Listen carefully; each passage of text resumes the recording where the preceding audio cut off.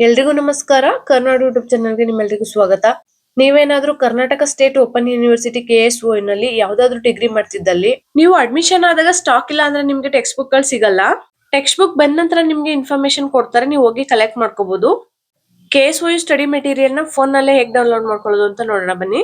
ನೀವು admission ಆಗಿದ್ದಾಗಲೇ KSO academic platform ನ download ಮಾಡಿ ಇಟ್ಕೊಂಡಿರ್ತೀರಾ. ಇಲ್ಲ ಅಂದ್ರೆ ಪ್ಲೇ ಸ್ಟೋರ್ ಗೆ ಹೋಗಿ ಡೌನ್ಲೋಡ್ ಮಾಡ್ಕೊಳ್ಳಿ.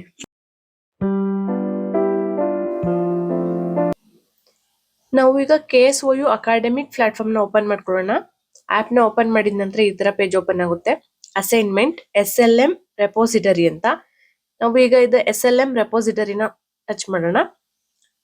ಈಗ ಈ ತರ ಓಪನ್ ಆಗುತ್ತೆ. ನೀವು ಯಾವ್ಯಾವ ಸಬ್ಜೆಕ್ಟ್ ನ ತಗೊಂಡಿರ್ತೀರಾ ಆ ಸಬ್ಜೆಕ್ಟ್ ಎಲ್ಲ ಈ ತರ ಓಪನ್ ಆಗುತ್ತೆ. ಈಗ ನಾವು ಕನ್ನಡನ ಓಪನ್ ಮಾಡೋಣ.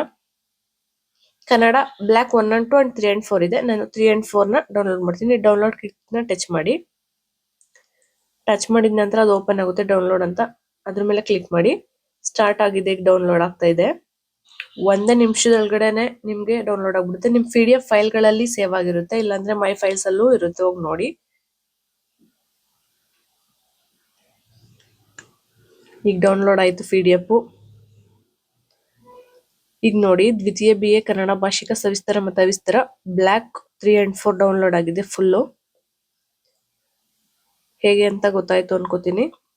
ವಿಡಿಯೋ ಇಷ್ಟ ಆಗಿದ್ದಲ್ಲಿ ಖಂಡಿತ ತಪ್ಪದೆ ಲೈಕ್ ಮಾಡಿ. ಇನ್ನು ಯಾರ್ಯಾರು ಸಬ್ಸ್ಕ್ರೈಬ್ ಆಗಿಲ್ಲ KSO ಸ್ಟೂಡೆಂಟ್ಸ್, ತಪ್ಪದೆ ಸಬ್ಸ್ಕ್ರೈಬ್ ಮಾಡ್ಕೊಳ್ಳಿ.